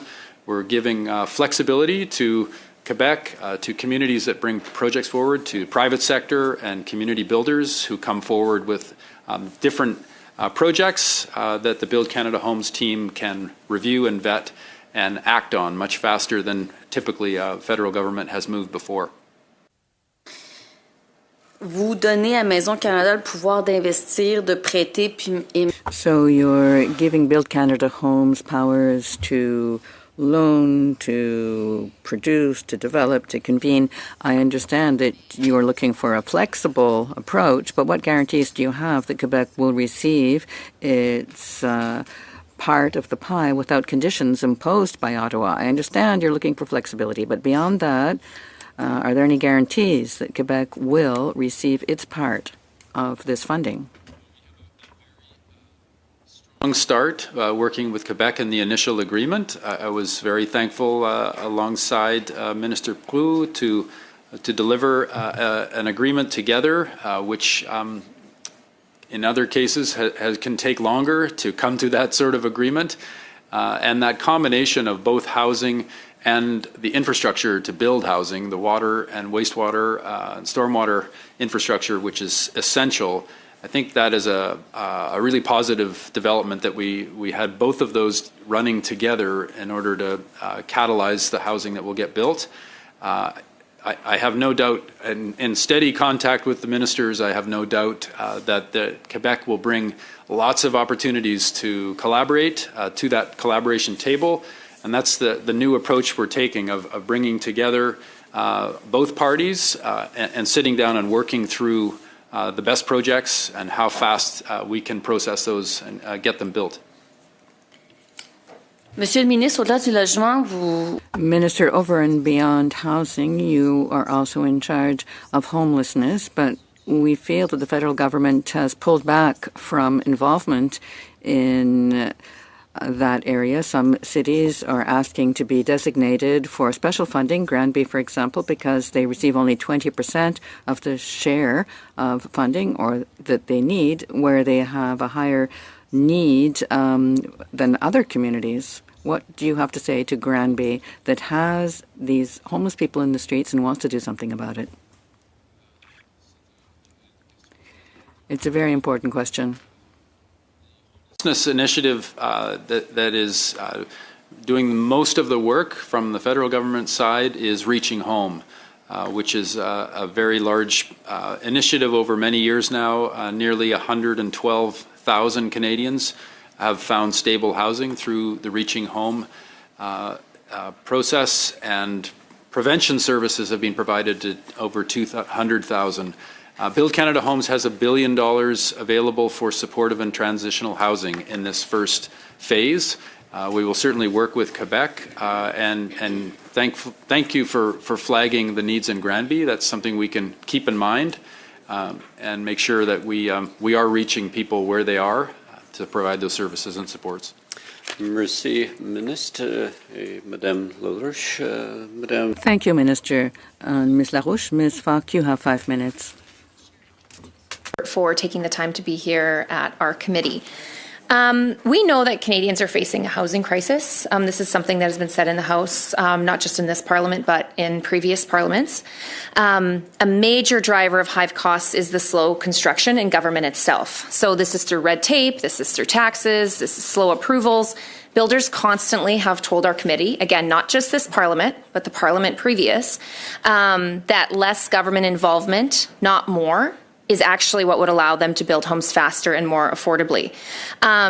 Just recently, like a few minutes ago, you had mentioned to my colleague that you made the comment that government needs to be careful with taxpayer dollars. That's something that the government should, be cognizant of. So I guess my question for you is, why couldn't two of the other Crown corporations, whether that be CMHC or Canada Lands, receive these funds to do the work as opposed to creating a whole new bureaucracy and a whole new Crown corporation? Great question. Yeah, thank you for the question. Well, I'd say the Build Canada Homes launch is all about streamlining the federal government's engagement with programs or those departments couldn't streamline and be nimble? Canada Lands Company, as I mentioned in my initial comments, Canada Lands Company folds into Build Canada Homes as part of this work. And so Build Canada Homes... Isn't that the problem, though? Isn't this part of the problem with bureaucracy, where we're just creating these different levels of red tape and different streams and regulations instead of just mandating what's already been created? Well, in this case, we do need a government agency to manage the federal government's investment in affordable housing. So that there needs to be a team focused on that. Canada has spread that over a number of agencies. Build Canada Homes is about streamlining and consolidating, having a one-stop shop for affordable housing in the government of Canada, which has not Just existed. don't understand why we're creating a whole new hierarchy of rules and red tape to do that when we could be doing that to, you know, departments that are already created. Thank you, Minister. Chair, I'm just going to pass the remainder of my time to MP Reynolds. Thank you, Mr. Chair, and thank you to my colleague for sharing time with me today. Thank you, Minister, for coming. I think it's kind of funny, actually, that we get accused of slogans all the time, and you've actually, the bureaucracy has been named a slogan, so that I find that amusing, but I just want to say that. How many homes have been built since, within the last year, since election time, and since the government is committed to building more homes? The housing, through the chair, the housing completions last year in Canada were 260,000, which is a good year for Canada. I think top 5 in terms of housing starts and housing completions. And in the Build Canada Homes pipeline now, we have over 10,000 homes that are in the works. Are those from the Build Canada Homes initiative? The completions from last year? No, the completions, you asked about how much housing we're building in Canada right now. In the last year, there was 260,000 completed homes. Build Canada Homes is in startup mode, and initially now we have over 10,000 homes that are in the pipeline through the new agency. When do you anticipate those will be completed? Well, it varies. I mean, the focus is on modern methods of construction, so modular, panel-based manufactured products, which speed up home building. An example being, I was in Nunavut a few weeks ago. Nunavut homes through Build Canada Homes are already in place now. People are moving into those homes as we speak in Nunavut. Those are modular homes, so they're shipped to Nunavut by sea lift and finished on site. So in some cases, the build can happen very quickly. In other cases, it takes I'm time. running out of time. I got another quick question. So we had a witness here a while back speaking actually on a different study, but it was from the building trades. They had mentioned that there's a lot of under-the-table labor in the construction industry, and I'm just wondering if the Build Canada Homes has put anything in place to ensure that this massive amount of money is not going to contractors that are paying under the table. I mean, ultimately, we want to see our people working, paying their taxes, and some of this money coming back to the government through taxes. Are there any guardrails put in place to ensure that this doesn't happen? Through the chair, well, certainly Build Canada Homes will be accountable to Parliament, will be a transparent Crown corporation. With this Act being approved, that means that we will be having regular updates through the Minister to Parliament on the organization and its activities. But allocated for enforcement? I mean, at this point, Build Canada Homes is just putting together these initial agreements for development that will take place, and those agreements, obviously, the laws of the land apply to all the agreements that we are making. Thank you, Mr. Reynolds. Good question, though. Very good question. Madame Church, pour 5 minutes. Thank you, Mr. Chair. Welcome, Minister, Deputy. I just wanted to start off by saying actually how I have personally noticed how quickly Build Canada Homes has been moving. And whether it is the investment in the Arbo site at Downsview and the wastewater infrastructure that went along with that is going to help unlock literally tens of thousands of new homes very close to my constituency, or a really innovative project in my own community, which is going to be breaking ground on 500 new rental units, 150 of which will be affordable, unlocking municipal land in the process. These are examples of the type of housing stock that we need right now in Canada.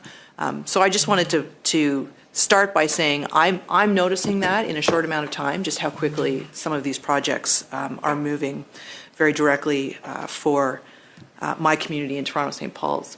And so, Minister, maybe what I wanted to do was just ask you to help explain and clarify for all of us what it means to transition Build Canada Homes into a Crown corporation and how that transition is going to help deliver results for Canadians and help Build Canada Homes really achieve the mandate that you've set out for it. Thank you for the question. And I think the collaborations that we're already seeing, the proposals that are coming forward from provinces, territories, and cities, first and foremost, because we have a number of those already announced in public and building commencing.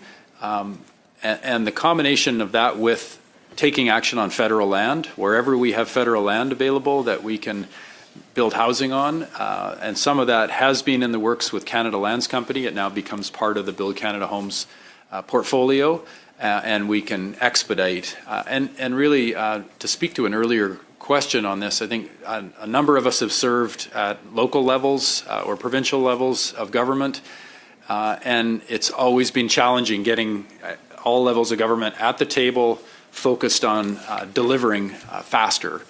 We are in a housing crisis, and the design of Build Canada Homes and the purposeful addition of these tools that are in the Build Canada Homes Act, having more financial tools available to move faster, having federal land as part of the strategy, this will speed things up. And I know it can be frustrating at the local level for those of us who serve there when the federal government tends to move historically a lot slower, not recognizing the local challenges.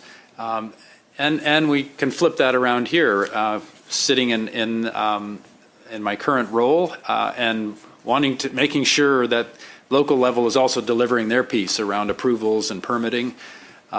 We need everyone to work together on this. And what I'm excited about here is Build Canada Homes having the tools to really push the pace and in this Team Canada approach, getting everyone on the same page to deliver affordable housing and a mix of housing, because our country is complex, different markets. We need to deliver all different types of housing, and we're seeing very innovative proposals coming forward that bring lots of partners in and I think some fantastic housing opportunities, because we now will have the tools available to support that. My colleague across the way mentioned labor and labor issues, and I wanted to submit. I had a great discussion yesterday with Unifor. Representatives were here in Ottawa, and they were talking about their members that actually work and have a lot of expertise in modular construction, and they were very excited about that. How will Build Canada Homes support new and innovative building methods? What are these methods, and how will we be supporting the workforce needs that are going to go along with building this? Yeah, great question. And it's an industry that is much smaller in Canada than we'd like it to be. In Europe and Asia, the modular or off-site manufacturing industry is much larger. In Sweden, we hear it's over 50% of homes now are manufactured in factories, and we are less than 5% in Canada. And that's in comparable climates. So there's a huge advantage to manufacturing parts or entire homes, but in many cases it's panel-based construction that happens in factories, and then those panels are put together like Lego on site, but those factories can run 24/7, year-round, regardless of the weather and the winter in particular. Much more flexibility in terms of job sites, so real great opportunities for jobs, partnerships with labor. We've had real excitement around that, and making sure that we're building faster and more affordably. That when you get scale, when you get 3 shifts in a factory, you can deliver more affordability faster. Monsieur Sainte-Marie, vous avez 2 minutes. Mr. Sainte-Marie, you have 2.5 minutes. Thank you very much, Mr. Chair. And hello to the team and the committee's team and Honourable Minister, Ms. Bold, Mr. Alucha, thanks for being here. I think that these are very important and useful discussions about the bill. Truly interesting. We at the Bloc have really been bad memories of the prior programs of CMHC, given that in Quebec the programming is smaller scale than in the rest of Canada. Systematically, we didn't get our fair share. Now, when it comes to housing, the market, the prices are coming down in many places across Canada, but still not in Quebec, where it's still an overheated market, given that we have more than our share of population in need of affordable housing. Will the funding reflect that? A real driver in partnerships with Build Canada Homes. I think we've seen this unprecedented willingness to form a partnership and to work on this combination of housing and the related infrastructure together. So I'm really optimistic that we're going to see significant delivery. The Quebec government is showing all the signs for strong collaboration and scale, like building larger projects. We were able to move the biggest project probably in Quebec at Hippodrome in Montreal. We made an investment in the infrastructure on that site to get that. That's 20,000 homes in the middle of the island in Montreal. But as said earlier, we have to also focus on smaller communities across Quebec, and I know the province has flagged that in our dialogue. So I think we're going to see a real willingness to go fast and as big as possible in terms of the delivery. Merci beaucoup, Monsieur le Ministre. Dernière question. Les organismes. Thank you so much, Minister. Last question. Organizations such as Frappru that protect people who rent is concerned that the project is mostly for sort of market housing rather than social housing. So what's your answer to that? Thank you for the question. It's very important. At its core, Build Canada Homes is about ensuring that the federal government is working with the provinces and territories to deliver non-market housing. We have to get our non-market housing percentage up significantly. As I said, it's dropped from 30 years, it's dropped from 10% to 4%. And many countries have between 10 and 20% of non-market housing. That will leverage a lot of middle market housing in the process. You need a mix of housing and projects, but we have to make sure that these projects come forward with deeply affordable housing in the mix as well, that we are able to cross-subsidize within projects, but we want to be building that deeper affordability at every opportunity. Merci, Monsieur Saint-Marie. Madame. Thanks, Mr. Saint-Marie. Ms. Goodridge, you have 5 minutes, madam. Thank you very much, and thank you, Chair. On March 14th, you said, and I quote, "It's no surprise that Canadians are challenged with buying homes right now when there's a war in the Middle East." So I'm a little bit confused. I've never built a house. I've never been involved in the house construction business. But how does a relatively new conflict impact house building in Canada or house purchases in Canada? Through the chair, I was cut off, as often happens in question period, was cut off in the middle of my response and should probably know better than to try to give a more comprehensive answer in the 30 seconds allotted. With all the interruptions, we have a very challenging housing market now, a lot of uncertainty that's caused by the U.S. tariffs, by wars that have been impacting economies around the world, and Canada is no exception. So generally, we've seen softness in the housing market, and in particular in Vancouver and Toronto, it's very acute.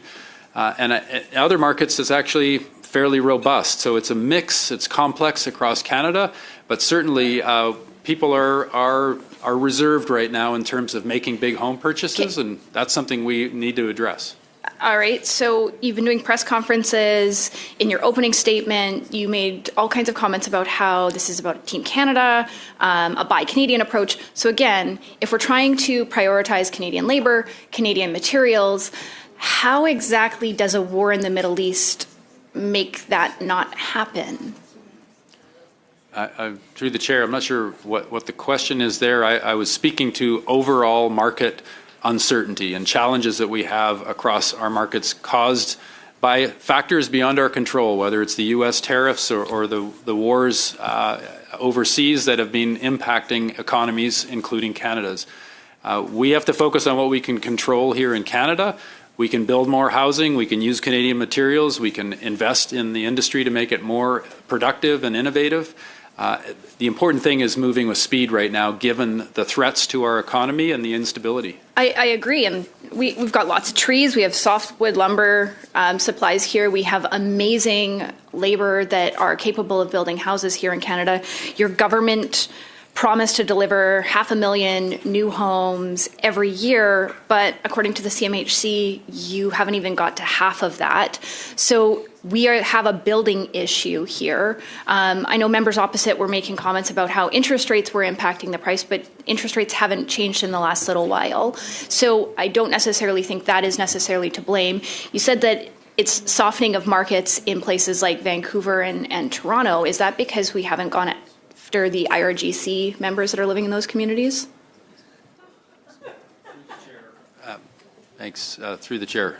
So I think that the critical thing right now with Build Canada Homes is building affordable housing. People need affordable housing in Canada. That's what we have a shortage of. The overall market, we know we have a housing gap that CMHC has identified.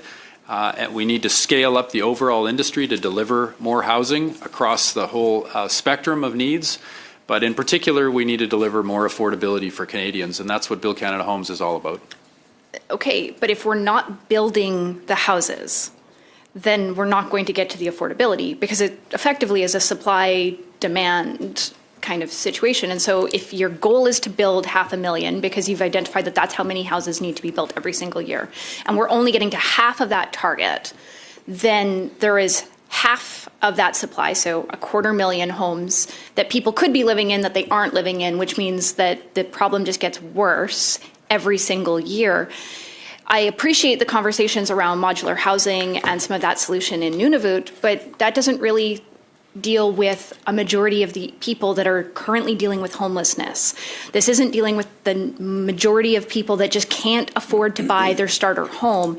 And it really doesn't do anything to address one of the biggest issues in housing, which is the amount of time it takes to get permitting. So in most of our major centers, it's $90,000, $110,000 per housing unit just to get the permitting all the way through to build that house. If we could reduce that, we could make houses more affordable without having to skip any important steps. So why isn't Build Canada Homes focusing on something like that?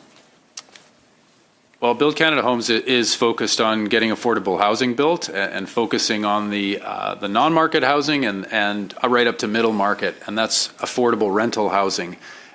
There may be a component of attainable or affordable home ownership coming into the mix. There are proposals for that coming forward. So there are a number of the National Housing Strategy and the work that CMHC does is more focused on the market side. The National Housing Strategy is dealing with reaching home and many challenges that we have with homelessness. Build Canada Homes is focusing on building affordable housing.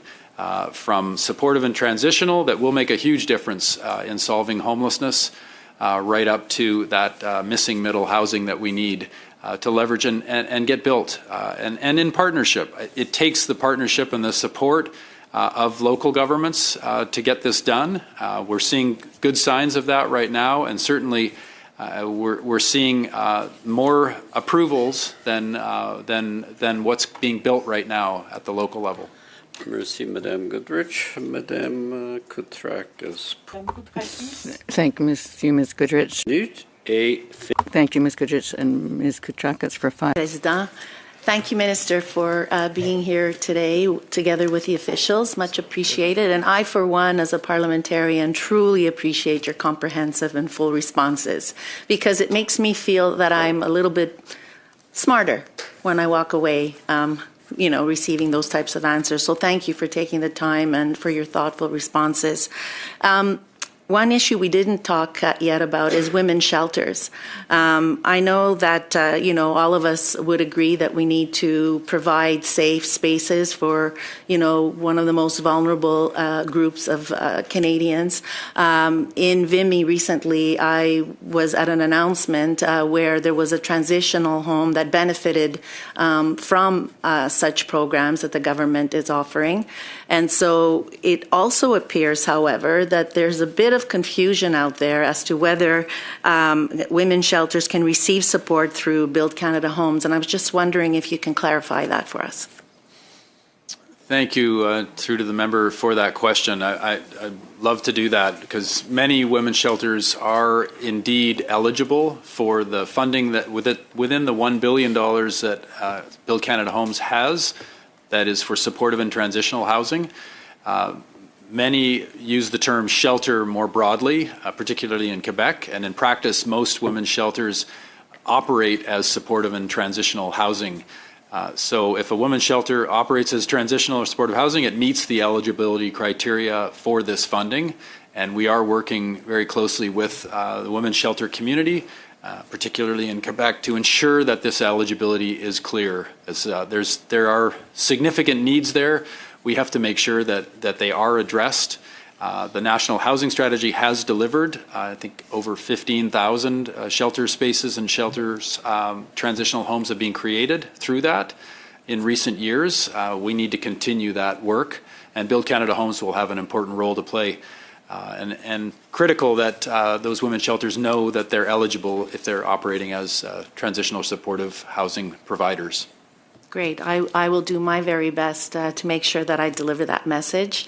I also wanted to give you the opportunity to speak to us a little bit about how Build Canada Homes is going to help minimize and avoid duplication of efforts when we're dealing with so many different partners and jurisdictions. So how can this new agency help to make sure that we don't duplicate the efforts?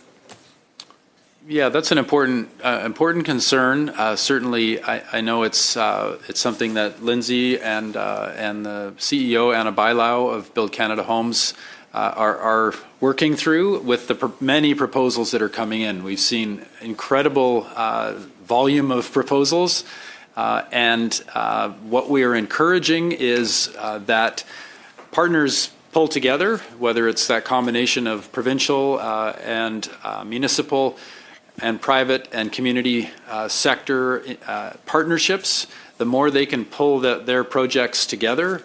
We've seen this pooling of projects in New Brunswick and BC. We've seen it in Nova Scotia as well, where province or in Nunavut, where they are bundling their projects into a proposal. And they are helping manage those partnerships. We need to make this as lean and efficient as possible. And so we're encouraging that in the proposals that come forward. The ones that we can move the fastest on are the ones that are well-constructed partnerships that will deliver affordable housing as soon as possible and as deeply affordable as possible. Those are the combinations we're looking. And of course, if we're leveraging modern methods of construction in the process, that's with Canadian materials. That's a key piece of the puzzle as well. But we are sending that message, and we're getting very, very significant interest in terms of proposals coming forward. Do I have any? Great. I want to also give you the opportunity to perhaps touch on the rural regions. My colleague asked the question, and she ran out of time. So for the remainder of my time, if you could just tell us what's happening with the rural regions. Mm-hmm. Yeah, it's a really important piece of this, and to my last point, we're counting on provinces and territories to bundle rural projects and delivering for rural communities into their provincial and territorial proposals. We've already seen some of that. New Brunswick, 30% of their units are in rural communities, which is fantastic. We want to see that trend continue. They're definitely showing a good example for the other provinces and territories to bring forward. And I think in general, Build Canada Homes is working on that capacity to be able to process projects of all different sizes. We know the needs are great in rural communities as well. We do want to focus where we can get efficiencies of scale with big projects in big cities, but we need to do all of the above. And that's how we're building this from the start. Certainly, being able to operate as a Crown corporation gives more tools and more opportunities to deliver on all that comprehensively.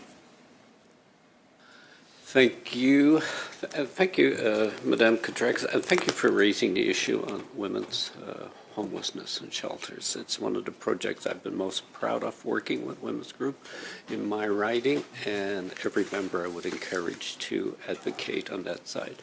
So thank you, Minister. That concludes this hour of the meeting. Thank you and your officials for coming.